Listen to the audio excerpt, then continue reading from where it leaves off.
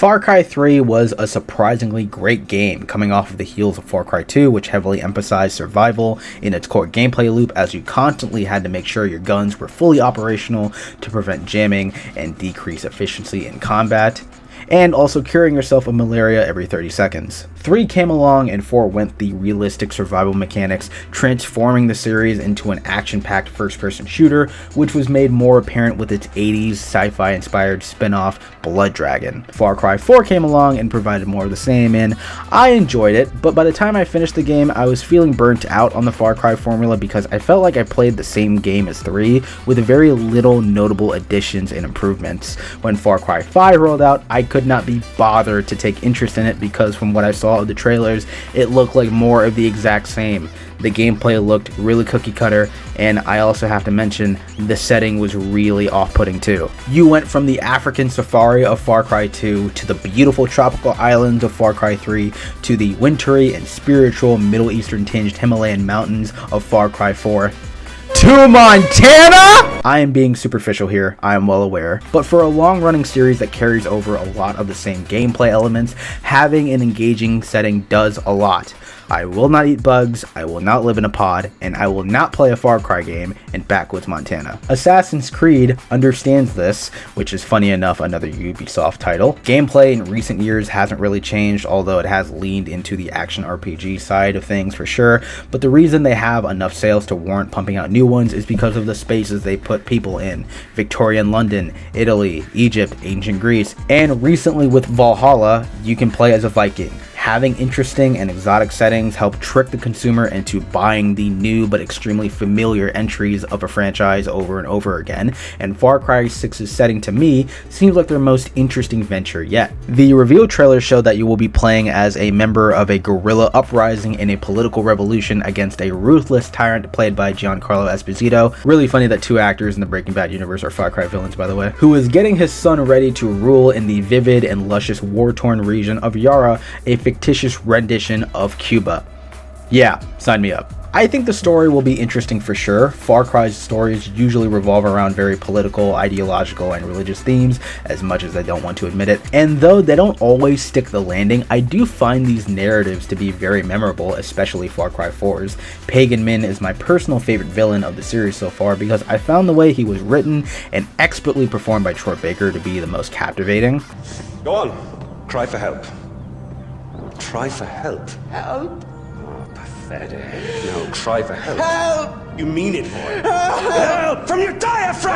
Help! I remember fondly uncovering what made his flamboyant and ruthless character tick, doing what he thought was best for Kyrat, and eventually revealing that he is one of the many evils Kyrat was hiding underneath the wraps.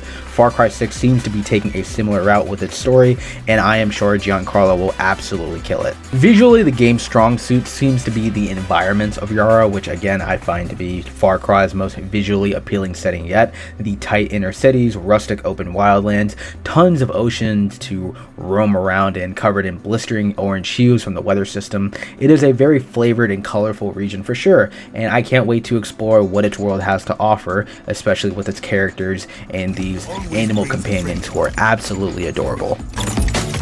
Moral support. The in-game models aren't tremendous, especially with Giancarlo, who looks a little off for sure, though he doesn't look anywhere near as bad as Negan does in Tekken. God damn! And some of the lighting in these cutscenes look very flat, but I'm not too pressed about that because the in-game action looks chaotic and frantic with a ton of things exploding, which is really what excites me about Far Cry 6. From a gameplay perspective, it looks like more Far Cry, but this time around with a ton of crazy tools at your disposal. Now, I have no doubt that the game will be filled to the brim with typical Ubisoft isms like having 30 areas you have to liberate just by killing everything in sight, or climbing radio towers to unlock visibility of the map, or more open world checklist objectives that are synonymous with most other open world sandbox games.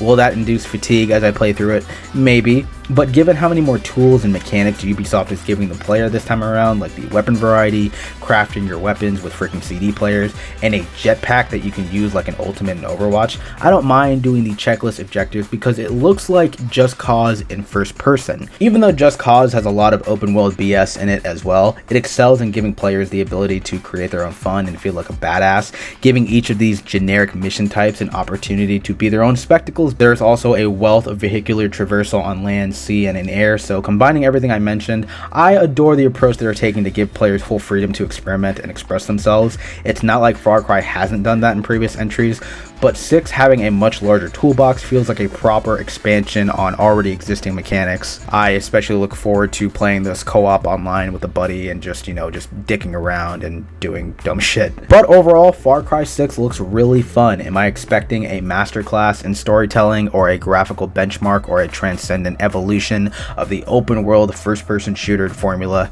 No, I just want a game where I can drive or fly around, shoot stuff, and blow shit up with a friend, and this looks like it will deliver and then some. So with that being said, I am excited for Far Cry 6. Please like the video if you enjoyed the video, dislike if you didn't, leave a comment down below on your thoughts, and consider subscribing.